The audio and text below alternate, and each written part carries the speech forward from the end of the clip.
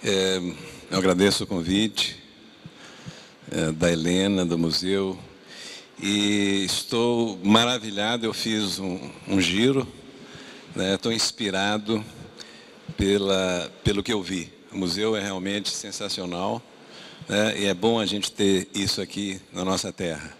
É uma iniciativa maravilhosa, fruto do empreendedorismo da Helena e da equipe dela. Muito obrigado por estar aqui. Eu agradeço a presença de vocês depois de um dia de trabalho, né? E espero que a gente possa conversar um pouco sobre empreendedorismo, o que é, né? E qual a finalidade. A gente pode tratar do tema de vários ângulos, né? Mas o conceito mais simples, o que a gente pode entender com mais objetividade é o seguinte: empreendedorismo é a atividade que transforma conhecimento, energia, sonho, emoção em riqueza. Vocês estão vindo da aula agora, né? E vocês estão aprendendo coisas na aula, né? Mas esse conhecimento adquirido vai gerar uma riqueza se vocês conseguirem aplicar esse conhecimento, né? E o empreendedor é alguém que faz isso. E normalmente ele transforma conhecimento em riqueza através da criatividade. Ele cria algo novo. O empreendedor é responsável pela inovação, que é uma palavrinha que está aí em todo lugar. E a inovação é que move a economia, é que move o mundo. Todos nós temos que inovar na nossa vida pessoal, empresas têm que inovar, cidades têm que inovar, artes são tremendamente inovadoras. E o empreendedor é que faz esse processo. Ele gera algo novo. Então a gente pode dizer que o empreendedor é alguém que transforma, inovando e oferecendo valor positivo para a coletividade. Isso é importante. O empreendedor não é alguém que gera dinheiro para o próprio bolso. Eticamente, só pode ser empreendedor quem oferece um valor positivo, algo legal, algo bom para a coletividade. Isso é a ética no empreendedorismo. Por quê? Muitas vezes a gente vê uma atividade, uma empresa totalmente legal, registrada, cumpre a lei, faz tudo certinho, mas é uma empresa do mal. É uma empresa que não oferece coisas boas. No lugar de oferecer coisas boas, ela subtrai coisas e valores da sociedade. Esse é um conceito ético. E cabe a nós, da sociedade, fazer essa vigilância. É muito simples saber se a empresa é do bem ou do mal. Basta vocês olharem para o resultado dessa empresa. Esse resultado melhora a vida das pessoas? Ou não? E quando eu falo pessoas, as empresas elas têm um compromisso com o local, né? O PIB que vocês veem todo dia nos jornais, que é a medida da economia, a economia cresceu tanto. O PIB, né, que é o Produto Interno Bruto, ele é um número frio. Na fórmula do PIB não tem gente. E não é para ter, não é que exista algum erro, não é para ter gente. Mas o PIB não significa muita coisa não. O PIB mostra o crescimento de uma região, de um país. O que importa mesmo para a gente é o IDH, é o Índice de Desenvolvimento Social. É se as pessoas têm boa qualidade de vida. Isso é que importa. E eu tenho trabalhado todo esse tempo, principalmente com pessoas da base da pirâmide. O Brasil hoje tem uma estrutura, nós somos aí a 6ª, 7ª, 8ª economia do mundo, mas temos seríssimos problemas de diferenças de renda, né? existe uma concentração muito grande de renda, né? Pouca gente com muita renda. E na base da pirâmide, pouca gente com muita renda. E na base da pirâmide, muita gente com pouca renda, né? E a distância entre ricos e pobres é grande. E geralmente não se altera. Essa distância chama-se índice de Gini, que é um economista que bolou isso. Isso é que é importante. A gente tem que ver o país, né, não é pelo crescimento somente da economia. A gente tem que perguntar, e eu? Como é que eu estou nessa história? O Brasil é muito bacana, está produzindo muito, mas eu melhorei de vida? Né? Existem umas coisas aí no meio do caminho que são importantes. Você pega um país como o Canadá, Bélgica, Áustria, né? A Europa hoje não está com muita tranquilidade, não, né?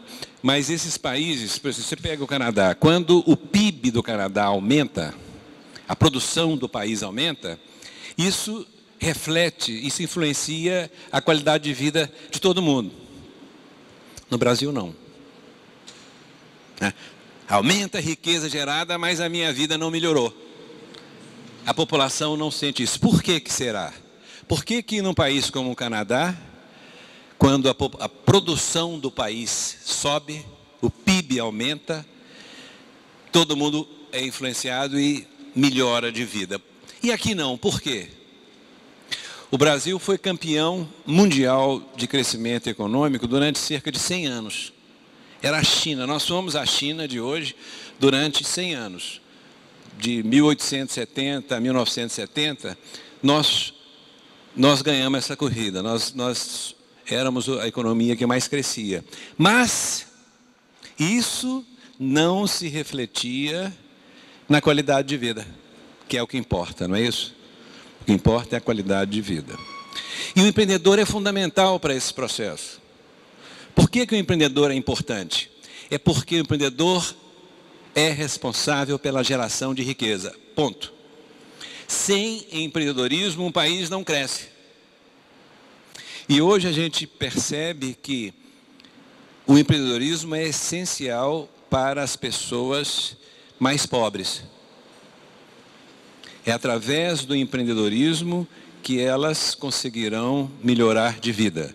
Então, o empreendedorismo é uma arma de construção de justiça social.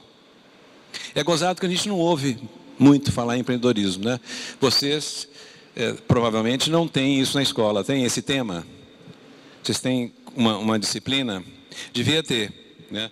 Devia ter. O meu trabalho é justamente esse.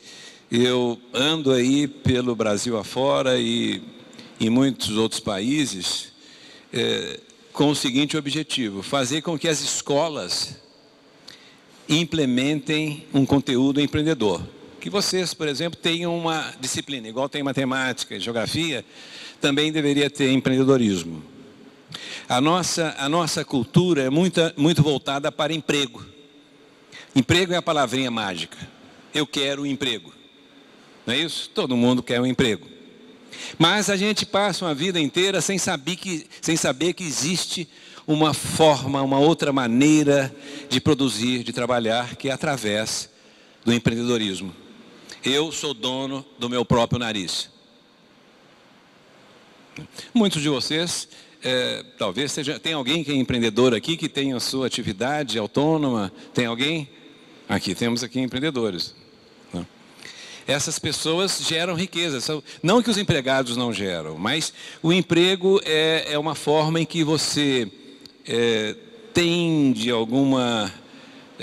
você tem a sua liberdade um pouco restrita. O empreendedorismo é um caminho forte para a construção da liberdade. Tanto é que empreendedorismo funciona bem nas democracias, né?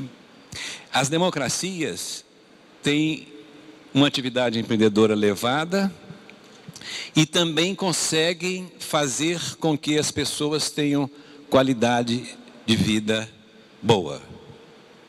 É esse Por que a perguntinha que eu fiz? Por que no Canadá, quando aumenta a riqueza, a vida de todo mundo melhora? Porque lá a democracia criou canais de distribuição da riqueza. A riqueza não fica na mão de poucos. No Brasil ainda fica. A riqueza fica na mão de poucos. Não que no Canadá não existam pobres, existem pessoas pobres, não como as nossas, mas existe pobreza, existe concentração de renda. Mas a distribuição de riqueza é maior. Quer dizer, o nível o conceito de pobreza lá é muito diferente do conceito de pobreza que temos aqui, né? Então, são elementos básicos. A iniciativa, a criatividade, a ousadia, a rebeldia, a transgressão é que compõem o perfil do empreendedor. Vocês imaginam, a diretora da escola não está aqui não, está?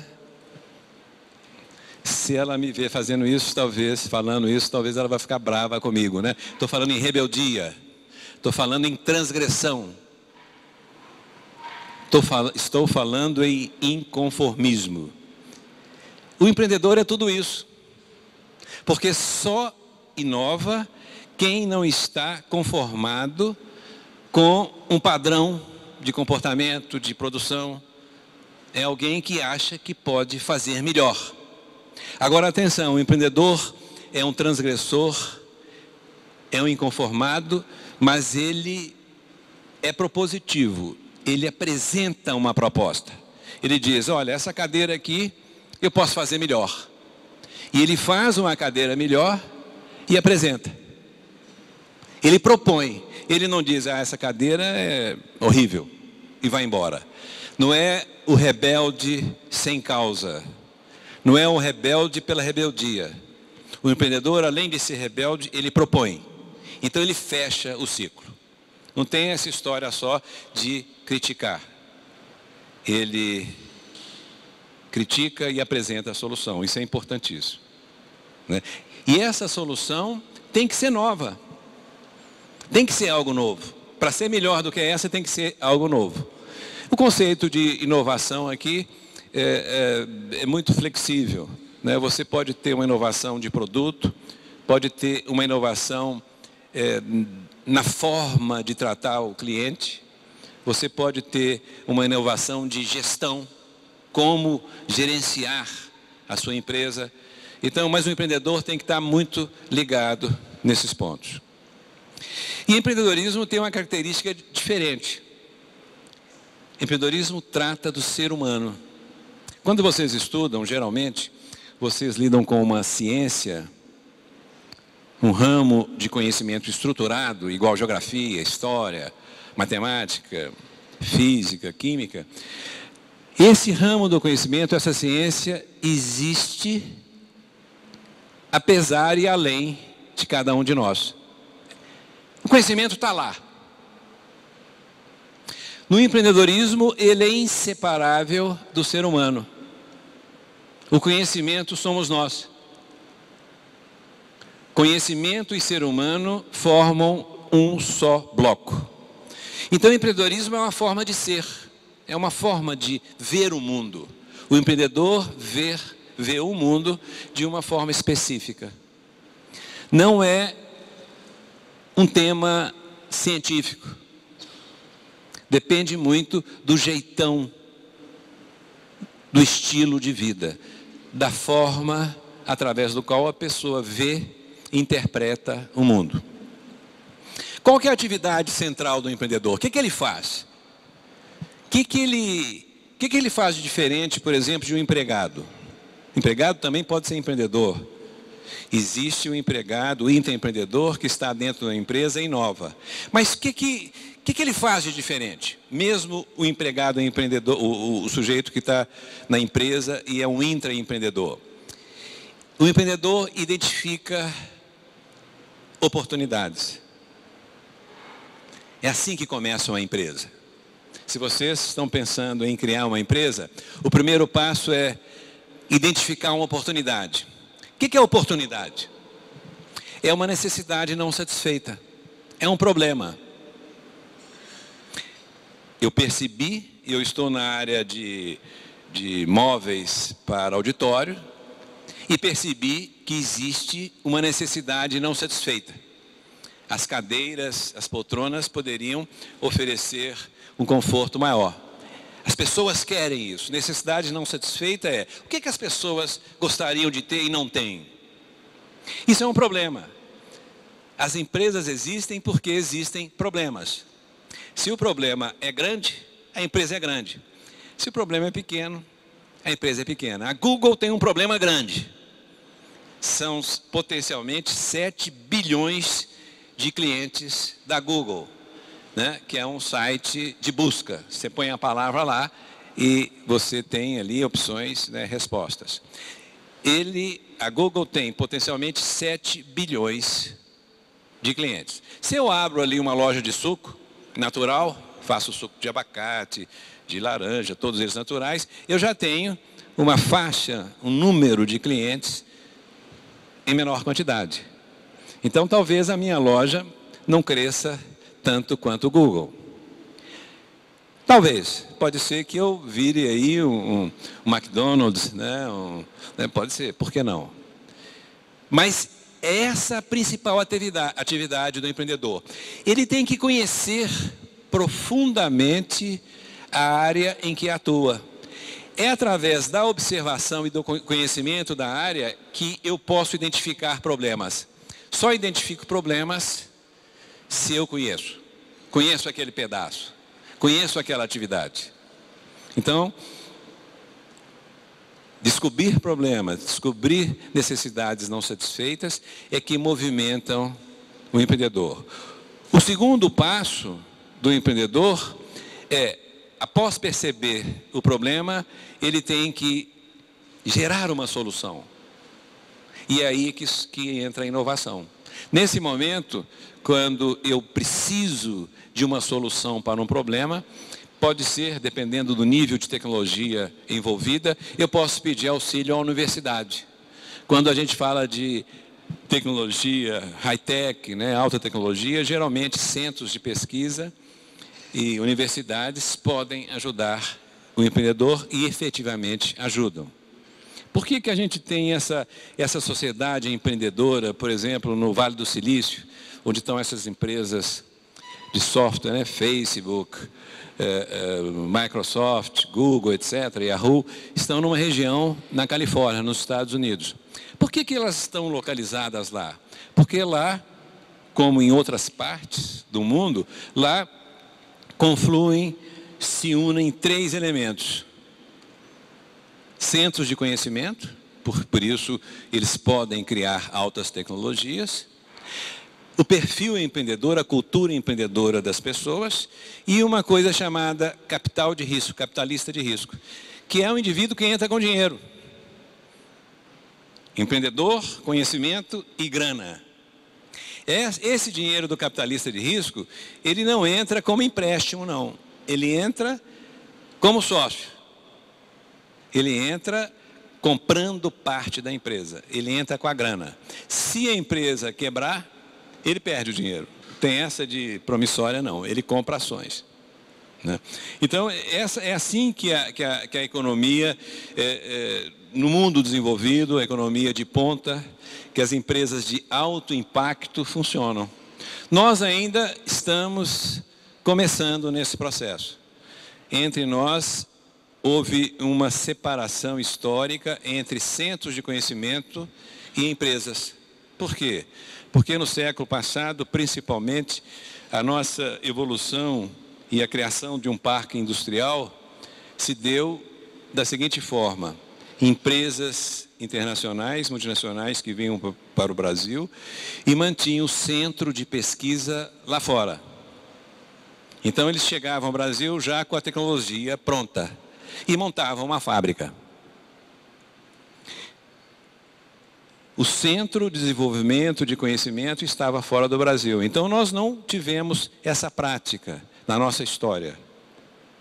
Para vocês terem uma ideia, quando a Revolução Industrial estava no auge, final do século XVIII, começo do século XIX, no Brasil, na colônia, era proibido abrir indústria.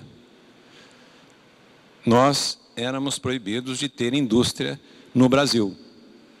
Comércio só para quem tivesse nascido em Portugal.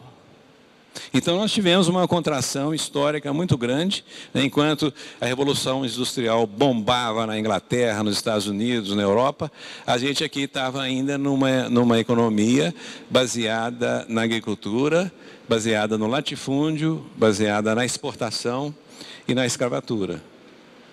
Então nós não tivemos a oportunidade de praticar a inovação, apesar de sermos um povo altamente criativo.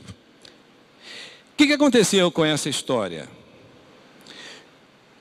A criatividade, que é a mãe da inovação e que é algo essencial para vocês, para todos nós, ela não foi tratada como tema escolar. Vocês não tiveram, provavelmente a maioria de vocês não teve uma disciplina sobre criatividade. Alguém teve aqui? Criatividade na escola? Não, criatividade não é um tema escolar. Mas hoje é fundamental. Por que não é um tema na escola? Porque a Revolução Industrial requeria e requer pessoas para operar sistemas criados por outros. Abre uma fábrica aqui. Nós vamos precisar de muitas pessoas, muitos operários, muitos técnicos para colocar essa máquina girando. E essa é uma atividade importante, operar sistemas. Mas a atividade nobre hoje é criar sistemas. Vocês notam que a atividade industrial caiu de patamar. A atividade industrial não é atividade de ponta mais. Vocês notam isso? Né? Se vocês olharem aí na camisa de vocês, né? Como é que chama esse negócio que arranha a gente aqui, né? Não sei por que camisa tem essa etiqueta ali no pescoço que fica arranhando. Mas se vocês olharem, provavelmente muitas camisas aí são fabricadas na China. Né? Um tênis, raramente você compra um tênis nos Estados Unidos, raramente ele é produzido lá. A atividade industrial hoje, específica, não é tão importante. Eu posso delegar. O que é importante no caso do tênis? O que é importante? O que é importante? O que faz um tênis ter sucesso? Design. Marca. Qualidade. A qualidade eu delego, porque eu digo para o fabricante que está na China, eu digo, olha, esse é o padrão, e eu só vou aceitar nessa qualidade. Mas é isso, a Nike se preocupa com design, com qualidade, com marketing, com a marca. E a produção em si virou tarefa de segundo nível. Nós estamos na era das pessoas que criam coisas. E o brasileiro é muito criativo, só que esse potencial não é desenvolvido. Eu vou seguir aqui, eu gosto muito de preparar transparências, né, de planejar. Né, a pessoa que não planeja é um incauto. Mas eu gosto de dizer que a pessoa que não planeja é um incauto, mas quem segue o planejamento é mais incauto ainda. Né? Planejamento não foi para ser seguido, nenhum planejamento.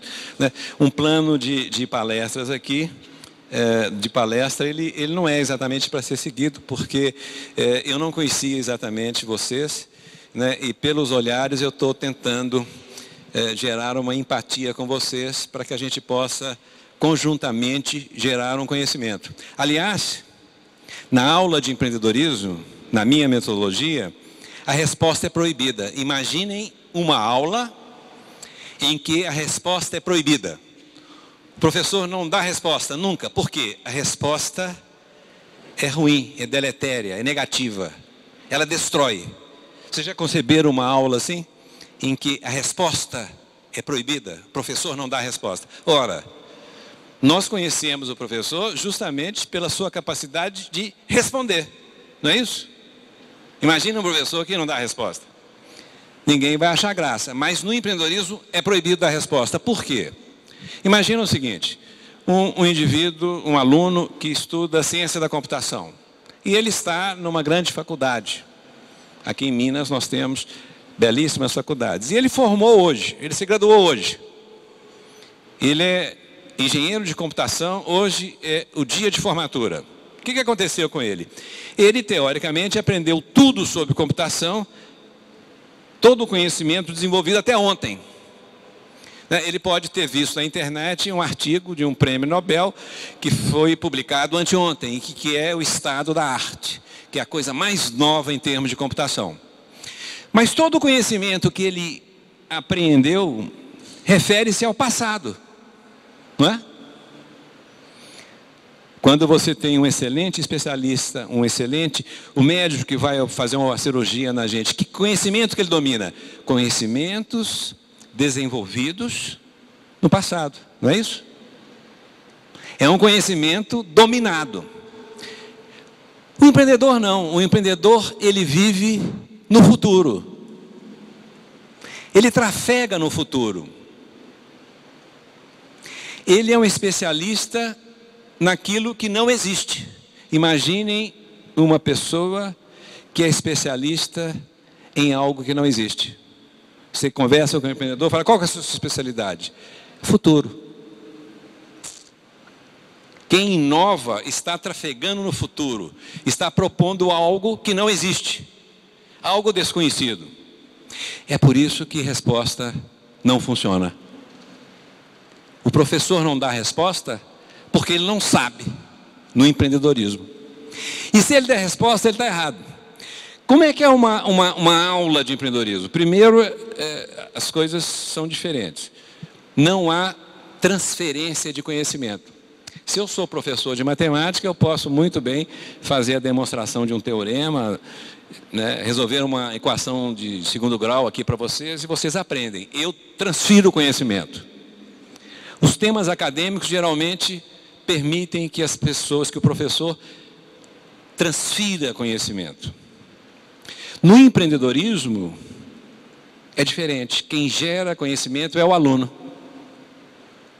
Os alunos produzem um conhecimento.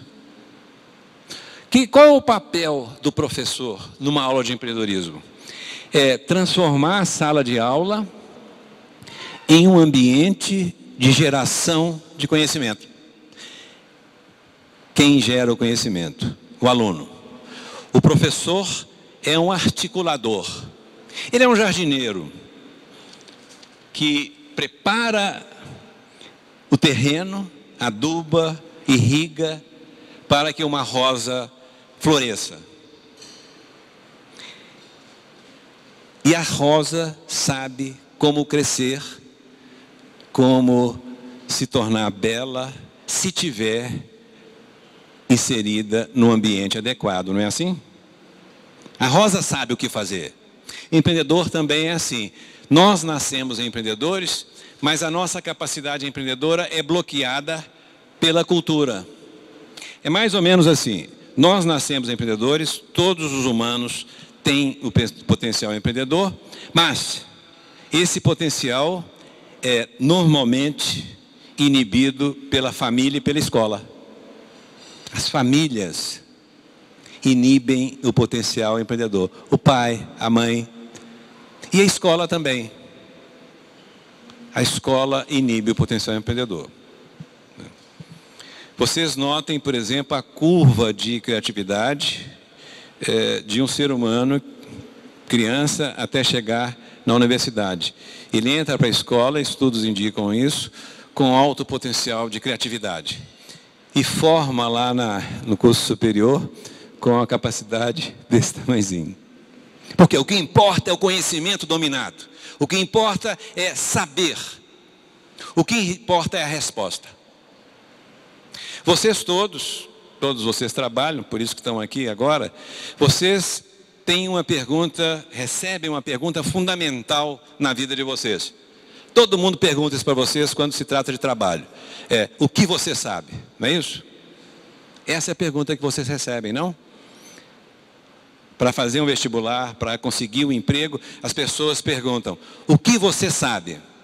Essa é uma pergunta do passado. Essa é uma pergunta utilizada no modelo industrialista. A pergunta do novo mundo é: quem você é?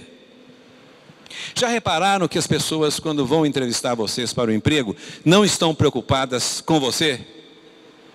É lógico, você não pode, você tem que ter uma ficha ali, né, bacana, né? É só isso que preocupa, se o cara tem bons antecedentes. Mas elas não então estão interessadas em quem você é. Estão interessadas, as empresas que contratam pessoas, estão interessadas no que você sabe. Que é, evidentemente, muito diferente do que você é. No empreendedorismo, a primeira pergunta é: quem é você? E eu sou capaz de apostar uma Coca Zero que vocês não receberam essa pergunta. Não é feita. Eu vou seguir um pouco aqui das transparências. Eu trabalho com educação empreendedora e eu trabalho principalmente, o projeto que mais me fascina é trabalhar com crianças. Eu trabalho com crianças, educação empreendedoras para crianças a partir de 4 anos. E trabalho com cidades inteiras. Eu já implementei a educação empreendedora em 127 cidades. Ali tem 126, mas depois que essa transparência foi feita, entrou mais uma cidade, Londrina, que é a 3ª cidade do sul do país. Crianças de 4 anos podem ter o seu potencial empreendedor desenvolvido. Esse é o projeto que me fascina. Por quê? Quando o aluno entra na universidade, ele já absorveu os valores básicos da sua cultura. E a nossa cultura nem sempre é empreendedora. Nós adoramos o emprego, né? Você vai numa universidade, eu faço isso, eu pergunto aos alunos de uma universidade qual é o sonho deles, e eles me dizem: eu quero passar em concurso público. E quanto melhor for a universidade, maior é o número de alunos que desejam passar no concurso público. Por quê? Não que eles estejam procurando servir ao público, eles querem se aposentar aos 22 anos. Não. O serviço público merece e deve atrair os grandes cérebros, as grandes competências de um país, mas não é o que acontece no Brasil. As pessoas procuram o serviço público. E quanto melhor for a minha educação, mais chance eu tenho de passar no concurso. E eu pergunto também para adolescentes: qual é o seu sonho? Sabe qual a resposta que muitos deles me dão? A resposta é a seguinte: o meu sonho é ser aposentado, né? Porque eles ouvem esse valor em casa, né? O pai diz para eles assim: olha, trabalho muito, aguento aquele chefe chato, aquele emprego, aquela empresa que eu não suporto, mas porque amo vocês, amo sua mãe, né? Ou então, hoje é mais comum a mãe dizer, né? A mãe que sustenta, fala: olha, eu trabalho muito para sustentar vocês e amo seu pai, né? Mas vocês vão ver quem eu sou quando eu aposentar. Essa não é uma conversa do almoço? Vocês vão ver quem eu sou realmente o dia que eu aposentar. Quando ele aposenta, a primeira providência é infartar. Ele infarta. Claro. Porque ele não sabe o que fazer. Ele sabe o que não fazer, né? A aposentadoria, você vê como é que a gente vive num mundo distorcido e a gente não para refletir. A aposentadoria é muito gozada, é paradoxal, né? Você trabalha há 30 anos e depois de 30 anos, ou coisa que o valha, você recebe um prêmio. O prêmio é o seguinte: olha, agora acontece o seguinte, você não precisa de trabalhar mais. Você vai ganhar sem receber e não precisa de fazer aquela besteira que você fez durante 30 anos. Isso é aposentadoria. E a gente acha que é um valor maravilhoso. As pessoas que amam o que fazem não aposentam. A aposentadoria é coisa para gente infeliz. No entanto, nós transformamos a aposentadoria, que deve ser entendida como proteção a quem não pode trabalhar, né? Aposentadoria, quem não pode trabalhar tem que ser protegido pela sociedade mesmo. Mas nós transformamos isso num prêmio e num valor insuperável. né? E ela tem essa conotação, né? Imaginem vocês se um dos Roberto Marinho, lá, um dos filhos do Roberto Marinho, chegarem para a Fernanda Montenegro. Vocês lembram dela, né? Ela já tem seus 80 anos, é uma atriz, é a nossa diva. Imagine se um Marinho fala assim: ô Fernanda Montenegro, você já está com 80 anos, você já encantou várias gerações e agora você merece ficar em casa, descansar. Então eu vou te dobrar seu salário e você não precisa de trabalhar mais. Qual que você acha que será a resposta dela para... Hein? De jeito nenhum. Né? Outro dia aqui em Belo Horizonte, o Chico Anísio, numa entrevista, né, no jornal, a entrevistadora disse para ele: olha, você é um cara que já fez tudo. Você é um cara realizado. Aí ele falou assim, é o seguinte, eu estou doido para encontrar, ele falou textualmente isso, aquele cara que disse que felicidade é escrever um livro, ter filhos e plantar uma árvore. Eu estou doido para encontrar esse cara que eu quero dar um tiro nele. Porque eu vou fazer 80 anos, são 4 horas da tarde e a única coisa que me interessa é entrar no palco e trabalhar. Isso é minha vida. As pessoas que amam o que fazem não querem parar. E entre essas pessoas estão os empreendedores. Vocês sabem que o empreendedor, ele adora o que faz. Né? Muitos empreendedores não tiram férias. E a gente fala: poxa, esse cara é um maníaco. Não, ele gosta do que faz. Quem gosta do que faz, não se penaliza ao trabalhar. Né? Eu estou aqui numa situação muito diferente para mim. Eu tenho 2 filhos meus estão aqui, eles nunca participaram de uma palestra. Você já, né, Dudu? Mas você era pequenininho, né? Ah, não, foi uma palestra também. Era a primeira chance, o Dudu tinha uns 15 anos. Eu fui convidado para dar uma palestra na Bahia, no Iberostar. E eu podia ir de chinelo de dedo e de bermuda. Né? Porque todo mundo estava assim, mas o Dudu estava lá, eu falei assim: bom, imagina que o Dudu, de 15 anos, vai pensar do pai. Como é que ele ganha a vida, né? Vai para uma praia, um hotel chiquíssimo, né? Vai de bermuda, sandália de dedo e dá uma palestra. Isso é uma brincadeira, mas eu agradeço aos 2 adolescentes, meus filhos, de estarem aqui. Né?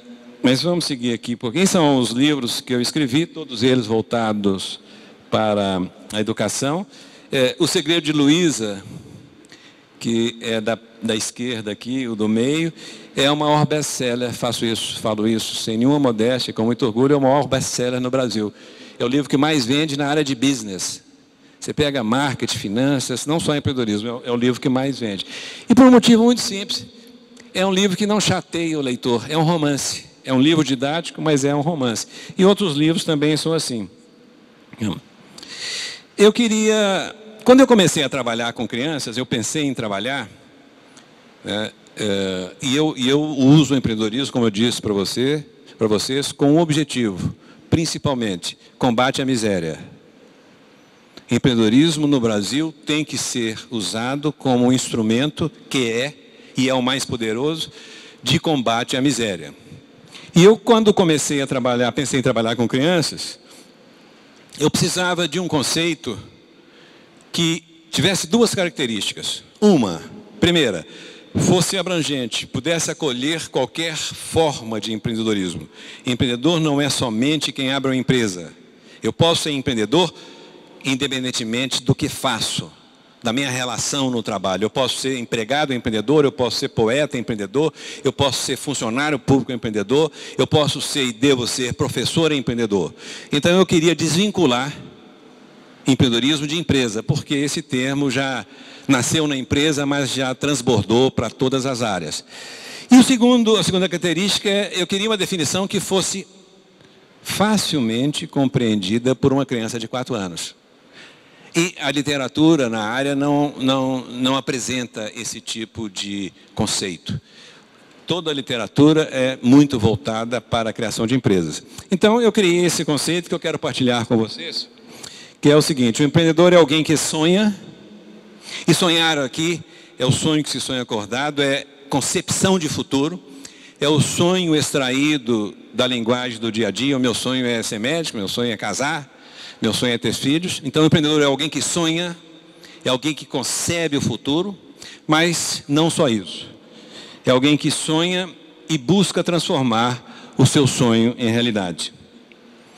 Esse verbo aqui, buscar, me tomou 1 ano. Porque se eu tirar esse verbo e disser que o empreendedor é alguém que sonha e transforma o seu sonho em realidade, eu vou criar um conceito determinista. O sujeito tem que realizar o sonho para ser empreendedor. E não é assim. Do jeito que está, nessa composição, eu abro portas para que a gente entenda o que é fracasso e o que é sucesso. Nós lidamos com o conceito de fracasso e sucesso inadequado. Os conceitos são inadequados para nós. Vou dar um exemplo para vocês. Em outubro do ano passado, houve em São Francisco, aconteceu em São Francisco, na Califórnia, uma feira chamada, em inglês é FailCon, cuja tradução seria Feira do Fracasso. 450 empresas se reuniram no Vale do Silício, no lugar onde se desenvolve mais empresas fabulosas, se reuniram para apresentar os seus fracassos e colocaram o erro no altar. O erro é fundamental. Olha que área mais doida, né? O erro é fundamental no empreendedorismo, porque ele é inevitável. Por que ele é inevitável? Porque quando você inova, quando você investe, você vai para o futuro, você erra. Você só não erra quando você lida com o passado. E é bom que seja assim, porque quando alguém for fazer uma cirurgia no meu estômago, eu não quero que ele invente nada. Né? Não quero o futuro ali, não. Eu quero que ele domine técnicas testadas. Não é hora de empreendedorismo. Né? Na minha barriga, o cara não vai inovar e fazer um teste. Né? Mas o empreendedor inova. E como ele é um ser humano, ele cai no futuro e erra. E os empreendedores se reuniram para celebrar o fracasso.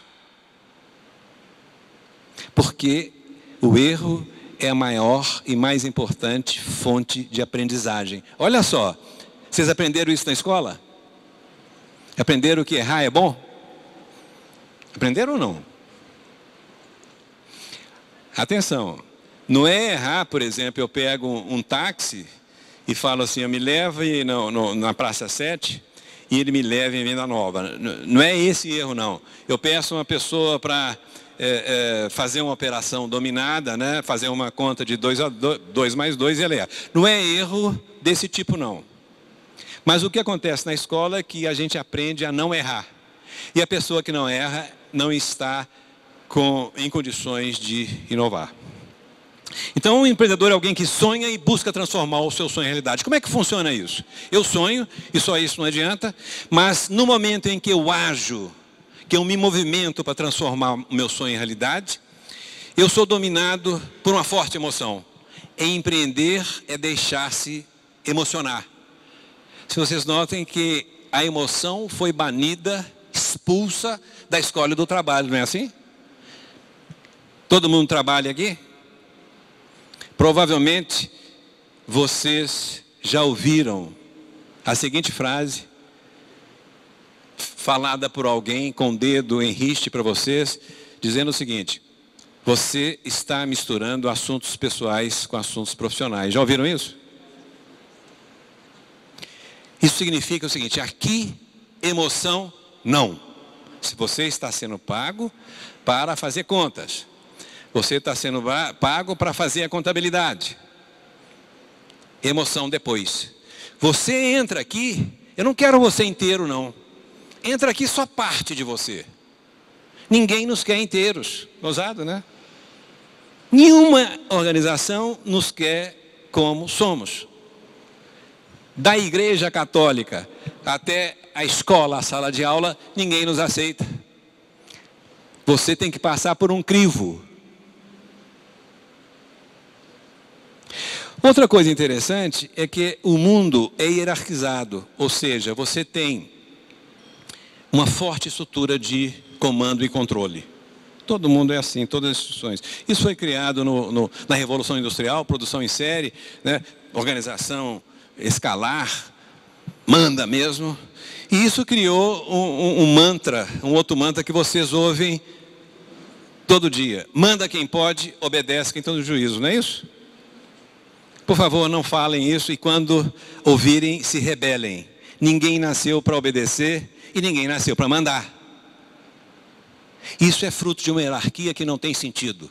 Nenhum ser humano nasceu para mandar em outro. Essa história de manda quem pode, obedece quem tem juízo, é a apologia de algo muito ruim. De uma doença nas relações humanas. Quando você tem isso, alguém mandando em alguém, mandando é mandar mesmo. Existe uma diferença entre uma pessoa que articula e coordena trabalhos, outras pessoas, daquela que manda. Eu estou falando nesse sentido. Então, funciona assim. Quando eu sonho, e aí não acontece muita coisa, mas quando eu concebo o futuro e tenho a ousadia, a coragem de agir para transformar esse futuro em realidade, eu sou dominado por uma forte emoção.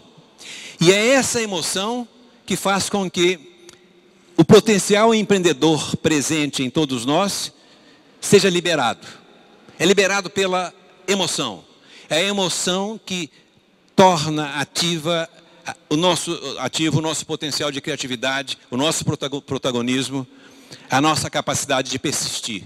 Só persistimos se estamos envolvidos emocionalmente. E essas três são características fundamentais do empreendedor. Elas estão presentes em nós. Certamente todos vocês já tiveram momentos na vida de vocês em que vocês desistiram rapidamente. E certamente tiveram momentos em que vocês persistiram, continuaram, apesar de tudo. E esses momentos da persistência foram crivados, marcados pela emoção. Não tenho dúvida disso. A gente tem energia para continuar se estamos emocionalmente envolvidos. E é esse envolvimento emocional que faz com que um empreendedor continue. Acontece uma coisa muito importante quando eu ajo para transformar o meu sonho em realidade. É a necessidade do conhecimento. Eu só preciso saber se sonho. Eu só preciso saber algo se eu sou um adulto livre. Eu só preciso saber algo se eu concebo um futuro, se eu sonho. Aqui, quando eu dava aula no UFMG, eu costumava perguntar para os alunos de computação o seguinte: qual é o seu sonho? Eu perguntava para eles. E eles diziam: olha, eu não tenho sonho. Muitos diziam isso. Aí eu dizia para eles: se você não tem sonho, faz o seguinte, tranca a matrícula, volta para casa, estando em casa, vá para o seu quarto, chegando lá, fique deitadinho na cama, porque é a única posição aceitável para quem não tem sonho. O que você está fazendo no mundo se você não concebeu o seu futuro? A escola é lugar para quem sonha. Escola é um lugar de concepção de uma utopia, de um mundo novo. É ali, é na escola que nós temos que tramar para fazer algo melhor. É nesse momento que surge a necessidade de um conhecimento. Alguém vai dizer: ora, Fernando, a curiosidade humana move a ciência. Sim, mas eu estou me referindo ao conhecimento necessário à nossa autorrealização. O conhecimento necessário para a transformação do meu sonho em realidade. Quando eu fiz esse conceito, eu saí por aí, falando como estou falando aqui agora, que nem um missionário, né? E eu descobri que essa pergunta não é feita. A pergunta, qual é o seu sonho, jamais é feita. A mãe não faz, o pai não faz, a professora não faz, o líder político não faz. Ninguém faz essa pergunta. Descobri que é uma pergunta que jamais é feita. Alguns de vocês aí receberam no banco da escola essa pergunta: qual é o seu sonho? Alguém já perguntou para vocês? A pergunta que vocês recebem e geralmente fazem é: o que você vai ser quando crescer? Não é isso? Mas essa é uma pergunta malvada. Vocês não devem fazer aos seus filhos e às crianças, a alunos. Porque essa pergunta, o que você quer ser quando crescer, ela tem uma intenção de controle. E ela não é dirigida à criança, mas ao adulto que ela potencialmente representa. Se é meu filho, estou perguntando, o que você quer ser quando crescer? Se ele falar alguma coisa que eu não quero que ele seja, eu vou mudando, não é isso? Eu exerço o meu poder de pai para transformar, né? E essa pergunta, curiosamente, jamais é feita. Eu fiz essa descoberta. E ela se transformou na base da proposta educacional. Qual que é o sucesso e o fracasso nesse conceito? Qual é a percepção de sucesso e fracasso? Está em sua situação de sucesso, não aquele que realiza o sonho, porque os sonhos são irrealizáveis. Nenhum sonho é realizável. Por quê? Quando você realiza um sonho, ele perde o poder de gerar emoção, perde o poder que tinha no momento anterior. Então é necessário um outro sonho e mais outro sonho. E o fracasso, o que é? O fracasso não é não conseguir realizar o sonho. Só há uma situação de fracasso, é a desistência. Só quem desiste é fracassado, desiste mesmo. Não é uma desistência temporária, não. Quem pendura as chuteiras e fala, eu não dou conta de realizar o meu sonho, eu não vou buscar, esse é fracassado. Vocês que são empreendedores, vocês que fazem projetos, provavelmente já passaram por situações de falência. Os empreendedores quebram, as empresas fracassam, os empreendedores não. Um empreendedor geralmente tem várias empresas. E normalmente o empreendedor é alguém que erra muito, então ele fracassa. A empresa fracassa, não ele. Eu vou terminar aqui mostrando para vocês como é que é o eixo do processo metodológico que eu utilizo. O conceito é esse, o empreendedor é alguém que sonha e busca transformar o sonho em realidade. E como disparar isso numa escola? Como fazer com que as pessoas se envolvam nesse processo? É através de duas perguntinhas. A professora, eu falo, professora porque a maioria é composta por mulheres. A professora pergunta, qual é o seu sonho? É a primeira pergunta. A primeira pergunta é, qual é o seu sonho? Essa pergunta feita em sala de aula tem um objetivo de devolver ao aluno a elevada autoestima que lhe foi roubada por 500 anos de autocracia. Principalmente os pobres têm essa carga que destrói a sua elevada autoestima. E a elevada autoestima é fundamental para o empreendedor. Quem quer inovar precisa de estar muito bem com seu ego, com seu eu. Eu tenho que me achar o rei da cocada preta. Se eu não gosto de mim, eu sou até capaz de realizar operações rotineiras. Mas se eu quero criar, eu tenho que ter elevada autoestima. O segundo objetivo dessa pergunta é dizer para o aluno que ele tem que se transformar no autor da sua própria vida. Ele tem que ser protagonista da sua própria vida. Ele é o autor central e ele não vai seguir outras pessoas. Ele vai seguir o seu sonho. E o terceiro objetivo dessa pergunta é dizer que o conhecimento que é transferido aqui naquela escola tem um objetivo maior, que é o de dar significado à própria vida. Dar significado à emoção. Esse é o sentido do conhecimento. A segunda e última pergunta é: o que você vai fazer para transformar o seu sonho em realidade? Essa pergunta é feita ao aluno com o objetivo de dizer a ele que eu, professor, não tenho resposta, não tenho caminhos a oferecer. Eu, pai, não tenho caminhos a oferecer. E que educar é preparar pessoas com a capacidade de construir os seus próprios caminhos. Obrigado, gente. Boa noite.